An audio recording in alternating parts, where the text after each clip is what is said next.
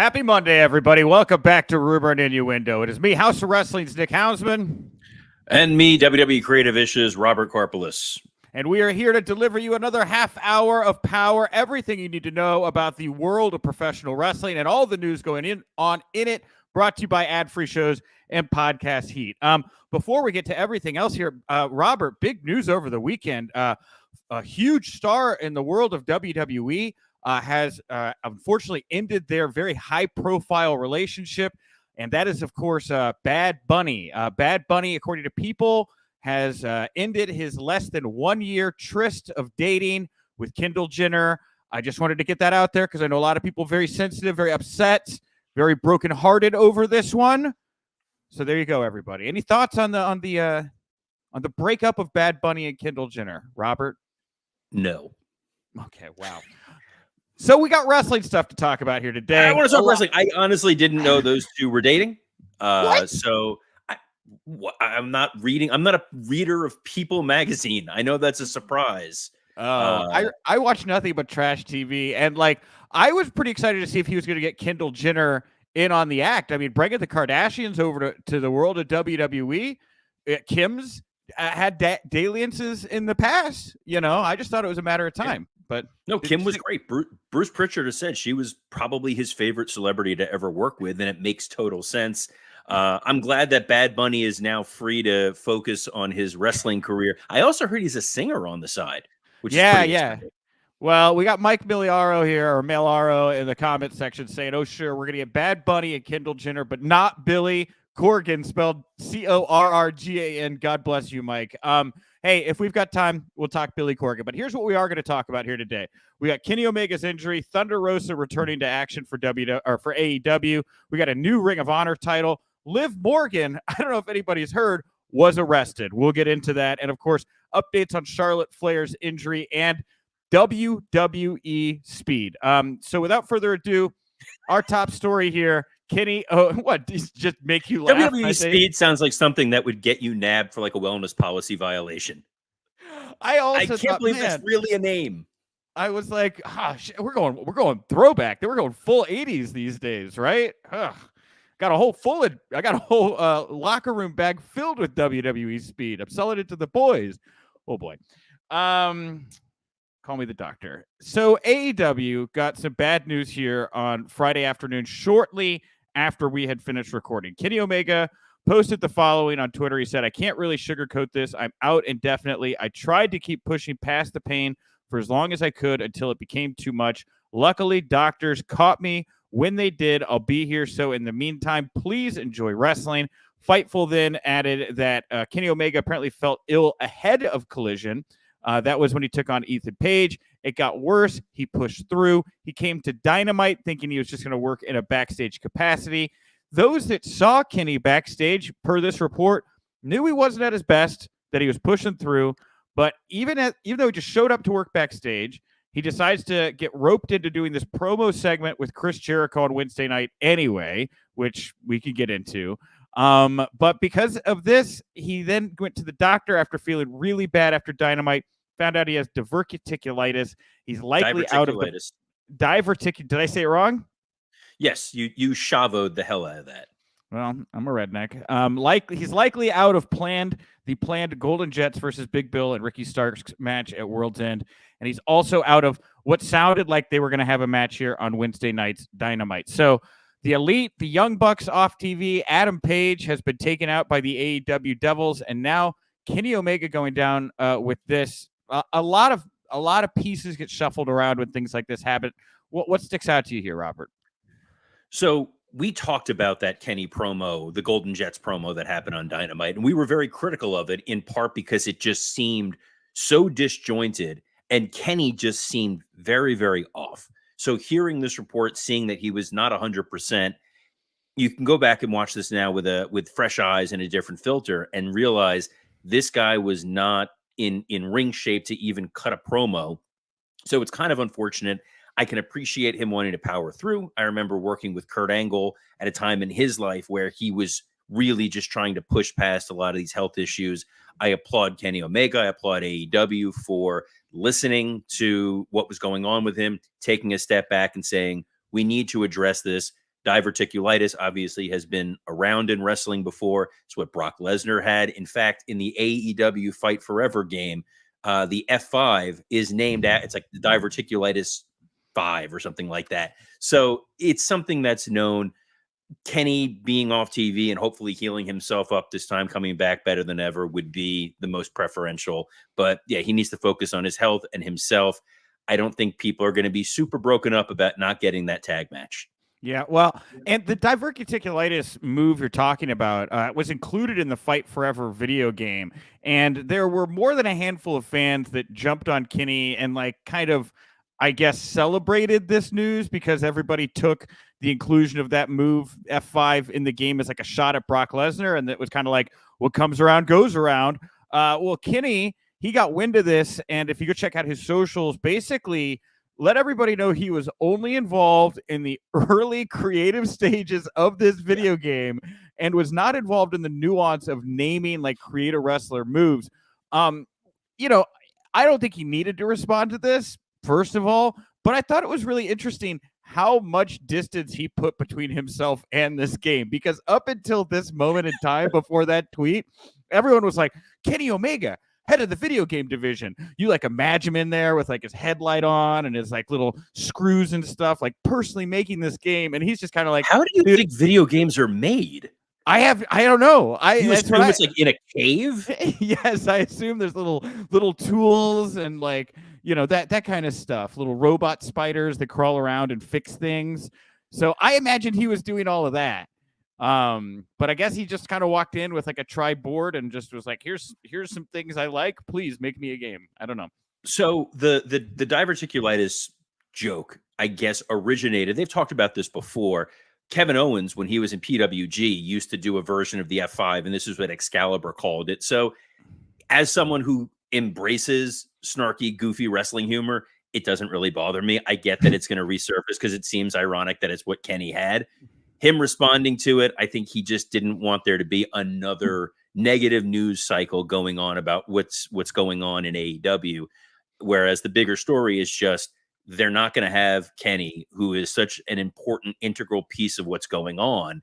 But at the same time, the storyline that he's embroiled in at the moment, not exactly top of mind, front and center for everything going on there, especially when you look at his Don Callis family feud seems to have dissipated a little bit. Those guys have been kind of MIA from Dynamite.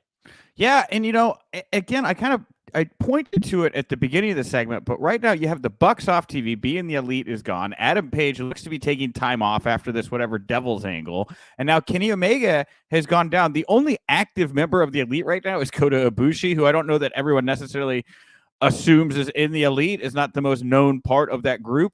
And at a time when like Tony Khan is out there trying to lock down his TV rights deals, trying to just keep things moving forward, just doesn't seem like an ideal time for Kenny to be going down. And I know that he had no say in this, and neither did AEW. But it's unfortunate that this all kinds of seems to be coalescing at the same time.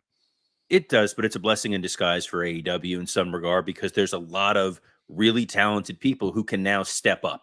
That's kind of the recurring theme over the last several decades in wrestling, is when there is an opening, when there is a vacancy, talent likes to seize that opportunity. Cream rises to the top. If Kenny is out, somebody else can step up, and they just have a plethora of really strong young talent who I think they can capitalize on. Yeah. Well, speaking of young talent, they're capitalizing on. Thunder Rosa was back. She was on commentary for Collision this Saturday, which she's done occasionally, doing Spanish commentary. But when Sky Blue showed up and had Julia Hart's back, and they were beating down Abaddon, into the rescue came Thunder Rosa, and her first match in over a year. She's been out dealing with the concussion protocols, a couple of other things. She's going to be back next week on Collision, teaming with Abaddon to take on Julia Hart and Sky Blue, who I guess is now Sky Black. But Thunder Rosa, a name getting into the mix just as kind of Kenny Omega is being shuffled out at the moment.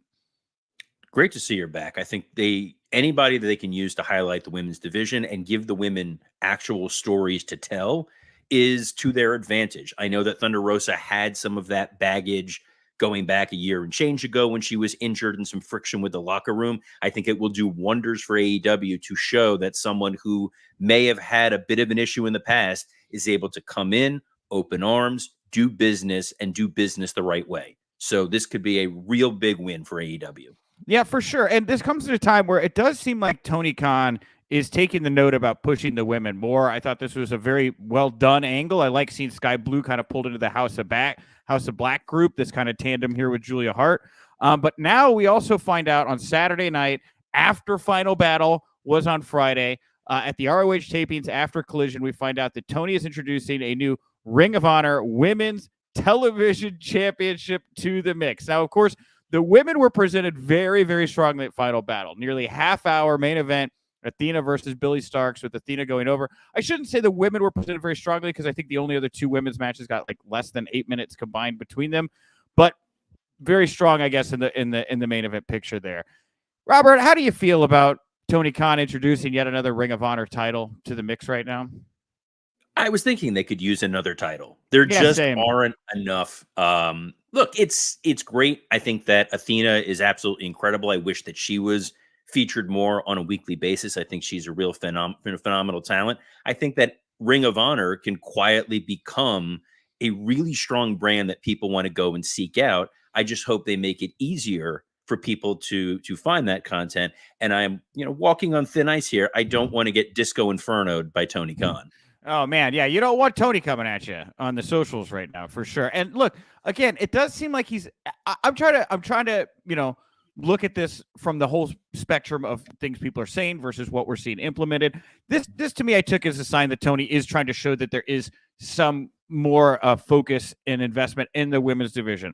My issue with it is much like a lot of the stuff Tony does to show, oh, I'm doing something different. I'm going to try, to do what you guys want.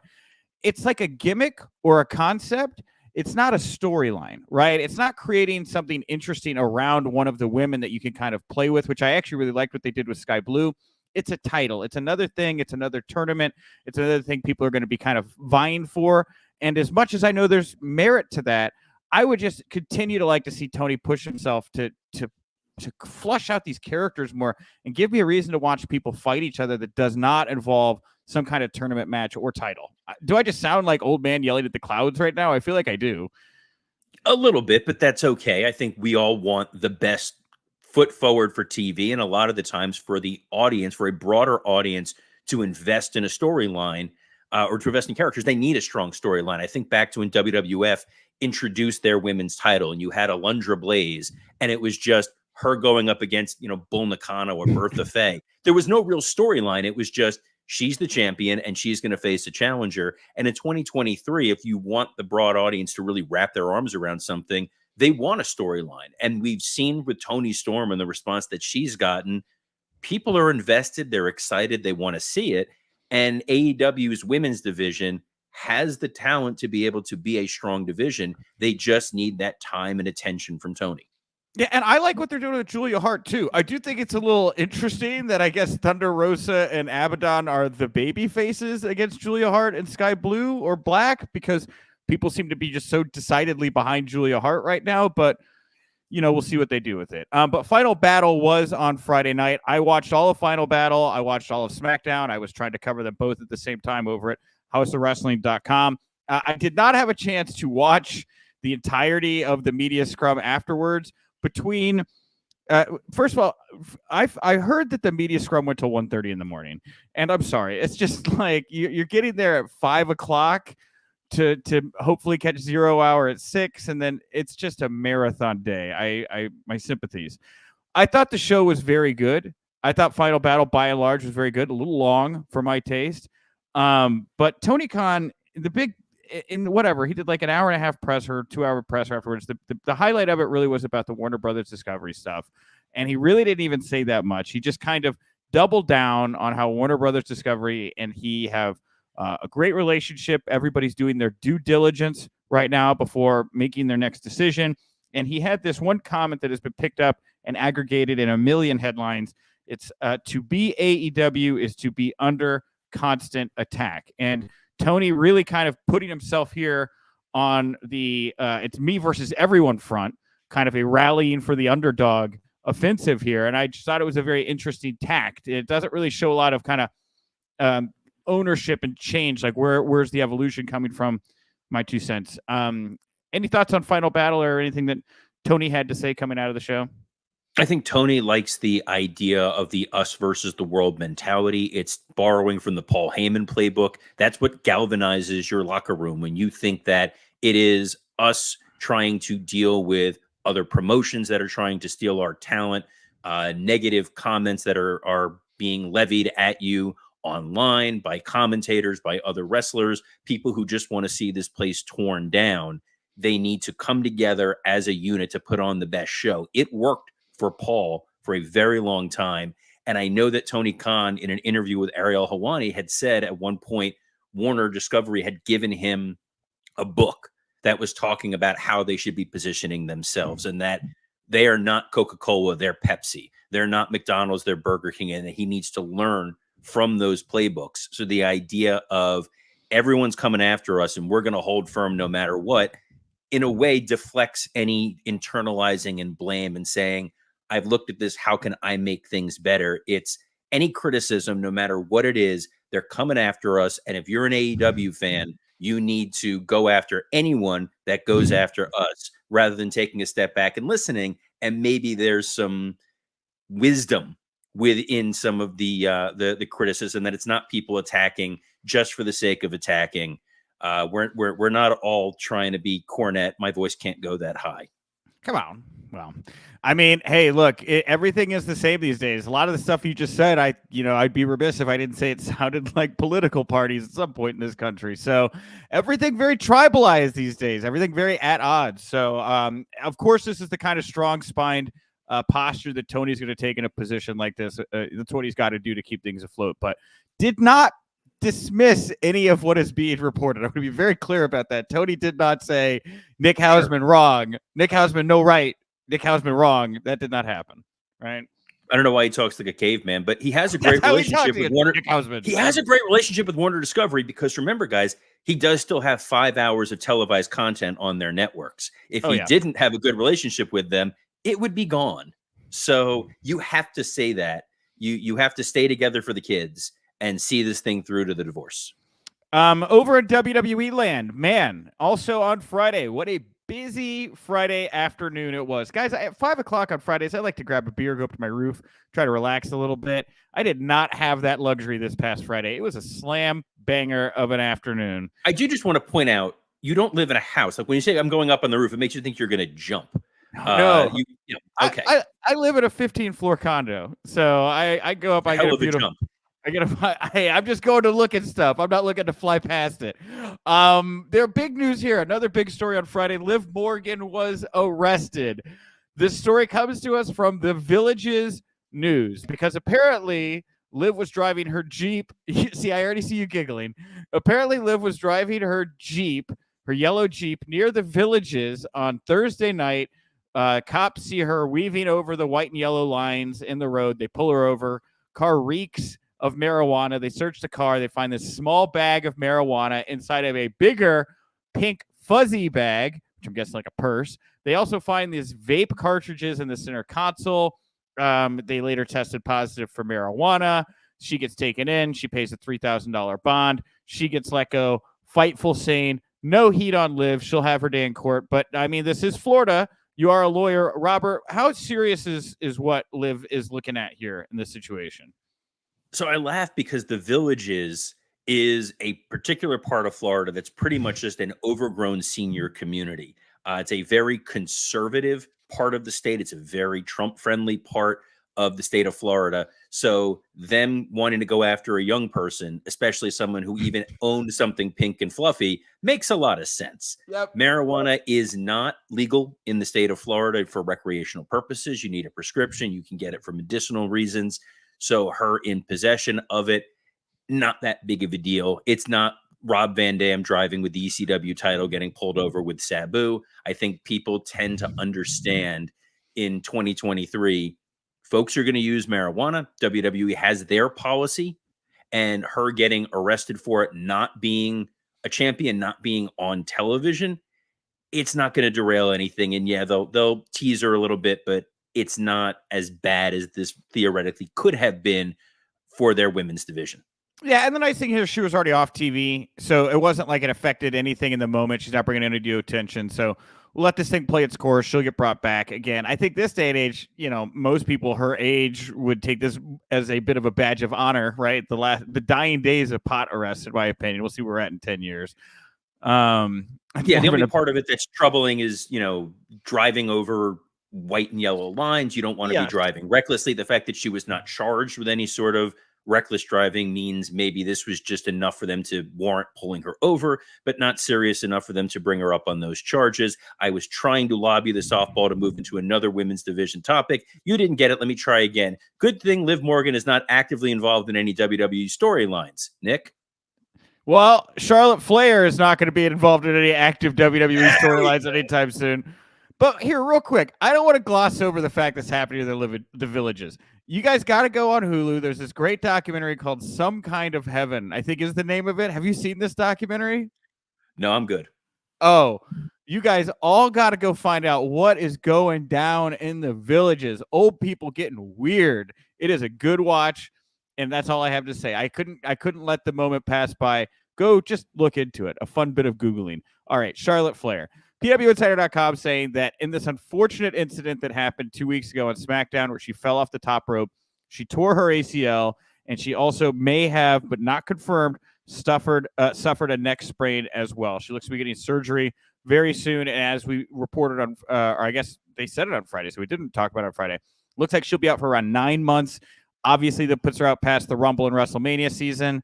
Maybe into SummerSlam territory next year, but a very serious injury at a really bad time for her.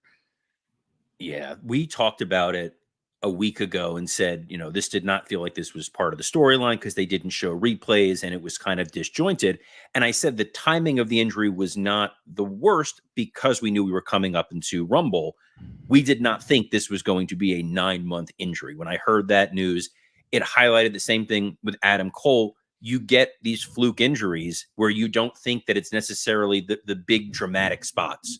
It's these small moments. It was a slip off the rope, and all of a sudden you wind up tearing whatever you tear. It's going to be rough for her being gone for the next 9 months, especially going into WrestleMania. It feels like they have enough storyline to cover this damage control feud with Bianca right now can cover. It feels like you can eventually turn Bayley and have her go up against damage control. There seems to be some smoke to the idea that Sasha Banks might not be going with AEW. She might be available to fill any open spots come Mania time. And then, yes, Charlotte, after she rehabs, can come back in September when I believe, potentially, theoretically, Andrade might be a free agent closer to that time. That was what I was thinking as well. Yeah, we've been talking about how there's the reports that Andrade might be coming. His contract might be up here pretty soon, and not too distant future with AEW, and that he might be going back to WWE, which is why he took the CMLL bookings down in Mexico, where he came up and just wanted to make sure he could wrestle there while he could. If Andrade's in WWE in 9 months, and they're using him, all of a sudden he finds himself at odds with, somebody and a female second, maybe it's an LWO with Zelina Vega or Judgment Day with Rhea Ripley. And you start to build that kind of, he needs his own kind of backup in this situation. It could be a really dramatic, great, fun way, silver lining situation to bring her back into the fold and just do something a little bit different with her. I think it could be a good story to build to have her make that dramatic return. It's unfortunate that she had just had that time off. Now she's back, and now she's going to be on the shelf again. But I will echo the Kenny Omega statement earlier. There'll be plenty of people who are going to be anxious to want to step up. And going into the Royal Rumble, it doesn't feel like she was the one earmarked to win that. So I think WWE has a number of ways they can pivot. Yeah, and Noob & Co. here saying, yeah, Charlotte Flair definitely needs to stop wrestling Asuka at this point. We get it. She beat Asuka at WrestleMania 5 years ago. It's tiring and boring, and that is the thing about this injury, too, is it's like it happened in a match that we've seen several times. It wasn't like even like the payoff. Yeah, but it was a different dynamic here. I think the idea that it was babyface Charlotte Flair going up against Asuka in this heel stable, you're telling it in a slightly different way. I don't mind it. I know her dad, Nature Boy Ric Flair, I don't know if you're aware of this, occasionally would wrestle the same guy once or twice, and you would get more nuanced matches over the years. So it is very possible. To that end, Nature Boy Ric Flair has his Woo energy drink. We are still in the process of trying to track this thing down. For being the sponsor of a major national television show, you would think it's easier to get. Not available anywhere in the greater Chicago area directly. So we're going to have this thing shipped to Nick. This will happen. He will drink it. Hashtag RIPod. Thanks, guys. Well, a little bit of SmackDown news to wrap up the show here today. Friday night saw the return of Roman Reigns to WWE television. He is now got an heir. He named Solo Sikoa as the next in line, while Jimmy Uso sneered and looked upset behind him. Later in the night, AJ Styles also returned to help Randy Orton and LA Knight even the odds against the Bloodline, but to the chagrin and surprise of everyone watching, AJ Styles laid out LA Knight. I don't know if you'd call it a heel turn. I don't know what it is, but it was very surprising. I liked it, and I love that at a time when it's all the baby faces kind of against these heel factions, a reminder that these kind of baby faces are still kind of in it for themselves. How did you feel about Roman Reigns' return and the inclusion of AJ Styles into what they're doing? Felt great to see Roman back on TV. He just has a presence about him. I know people get mad that he's not on there every week. I like that he's not a weekly character. So when he does show up, something important's going to happen. I also like that LA Knight and to a larger extent, AJ Styles are not just going to let Randy Orton get that opportunity at the Royal Rumble. It is hey, we all want this. And as you're going into the Royal Rumble match itself, reiterating that it is every man for himself. We saw this with Cody and Punk in their interactions before. It does make it feel a little more realistic. It sometimes can be goofy when the baby faces are like, oh, no, you want the shot? You go get the shot. I'll just stand here and wait. And clearly AJ, while away, man was doing a couple sit-ups. Dude, that guy's yoked. Yeah, I think that's the big to-do about AJ coming back. Him and Randy Orton standing next to each other. That's a beef. That's a cattle farm right there. Good for those. Look, it's old dudes fighting for their spot, but that's kind of the nature of WWE right now. Is the average age is somewhere in the mid 30s, right? I was watching Collision this morning and watching Julia Hart and Sky Blue beat down Abaddon, and I was just like, man, they look like kids, right? Like I'm used to watching WWE where it's like grown ass adults throwing down these days. You go over to AEW, you're like, man, this is like children battling each other. It was just noticeable to me for the first time in a while. I'm sure if you watch NXT, you're going to feel that way, but I think that not always. Wrestlers have learned to extend their in-ring lifespan, and it shows. There was something I was listening to Jim Ross talking about Armageddon 2003, and in the build-up to that, Randy Orton took out Sergeant Slaughter, who I thought was 115 years old during that segment. He was 55. He's 2 years older than Chris Jericho is right now. And you see the condition that Jericho is in and can still go. I think wrestlers have learned to take better care of their body. They've been in better shape. And with the wellness policy, you can feel a little bit better about seeing them active and know they're being properly monitored. All right, last thing here. Before SmackDown hit the air, a new concept was tried out for the fans in attendance. They did a pair of what they're calling WWE Speed or WWE Speed matches, or a new show called WWE Speed. I don't know. I won't get into exactly who competed or what the results were. We'll let you all find that out on our own. But the concept is 5-minute matches before the show. And this doesn't, to me, and I could be wrong, it was obviously filmed very well. Fightful saying that Kevin Patrick and Corey Graves were on the call. This didn't feel like a TV show to me. This felt like some kind of like TikTok thing or social media thing, or like something you can bundle into like a Hulu streaming, because like Hulu does these like shorts now, or they're like short shows or movies, like little 5-minute things you can consume. So I know there's like a new vertical for this content. I don't know. I liked it. I don't hate it, but that's just my 2 cents on what I think they're doing with it.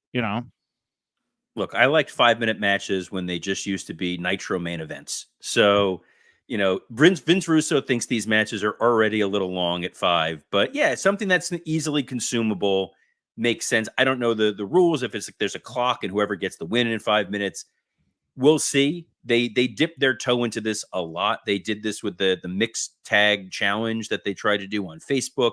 They're constantly trying to get different eyeballs somewhere.